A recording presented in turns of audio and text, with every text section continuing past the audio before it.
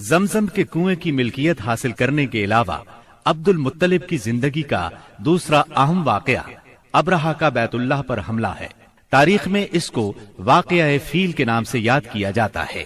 ابرہہ ایک عیسائی سردار تھا۔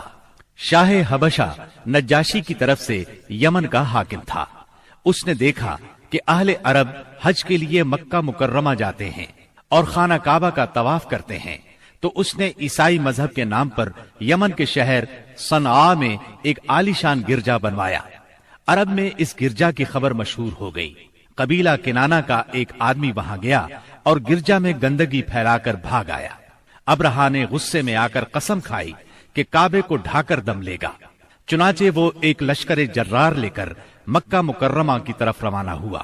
راستے میں عرب کے جس قبیلے نے بھی مزاحمت کی، ابرہہ نے اسے تہہ تیغ کر ڈالا، یہاں تک کہ وہ مکہ معظمہ کے قریب پہنچ گیا۔ وہاں کے لوگوں کو اپنے ارادے سے خبردار کرنے کے لیے اس نے اہل مکہ کے جانور پکڑ لیے۔ ان جانوروں میں عبد المطلب کے 200 اونٹ بھی تھے۔ عبد المطلب کو ابرہہ کی چڑھائی کی خبر ملی تو وہ خانہ کعبہ کی دیواروں سے لپٹ گئے اور رو پڑے، اللہ سے اپنے گھر کی حفاظت کی دعا کی۔ قریش کے چند سرداروں کو لے کر ابرہہ سے ملنے کے لیے گئے اور اس سے اپنے اونٹوں کی واپسی کا مطالبہ کیا۔ ابرہہ ان کی بات سن کر حیران ہوا اور بولا، تم نے اپنے اونٹوں کی واپسی کی تو بات کی، کعبے کے متعلق ایک لفظ بھی نہیں کہا۔ میں تو یہاں کعبے کو ڈھانے کے لیے آیا ہوں۔ عبد المطلب نے جواب دیا، اونٹ میری ملکیت ہیں، اس لیے ان کی رہائی کے لیے چلا آیا۔ کعبے کا مالک اللہ ہے جو اپنے گھر کو بچانے کی پوری طاقت رکھتا ہے۔ ابرہہ نے ان اونٹوں کی واپسی کا حکم دے دیا۔ یہ اپنے اونٹ لے کر مکہ معظمہ واپس آ گئے۔ 60-70 ہزار کا لشکر تھا اور اس میں 9 یا 13 ہاتھی تھے۔ اس لشکر نے آخر مکے پر چڑھائی کی۔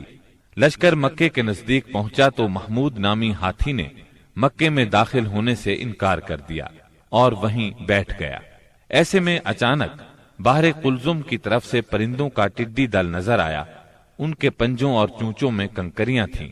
جن سپاہیوں پر وہ کنکریاں پڑتی ان کے اعضاء کٹنا شروع ہو جاتے۔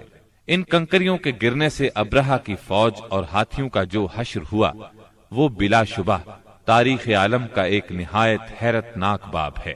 خود ابرہہ مشکل سے گرتا پڑتا صنعاء تک پہنچا اور نہایت دردناک عذاب میں گرفتار ہو کر یمن میں مرا۔ عربوں کے ہاں اس سال کو عام الفیل کہتے ہیں۔ ایک مدت تک یہی تقویمی سال شمار ہوتا رہا۔ قرآن کریم میں یہ واقعہ سورہ فیل میں بیان ہوا۔ کیا تم نے نہیں دیکھا تمہارے پروردگار نے ہاتھی والوں کے ساتھ کیا سلوک کیا؟ کیا اس نے ان کی تدبیر کو اکارت نہیں کر دیا اور ان پر پرندوں کے جھنڈ بھیج دیے جو ان پر پکی ہوئی مٹی کے پتھر پھینک رہے تھے؟ پھر ان کا یہ حال کر دیا جیسے جانوروں کا کھایا ہوا بھوسا۔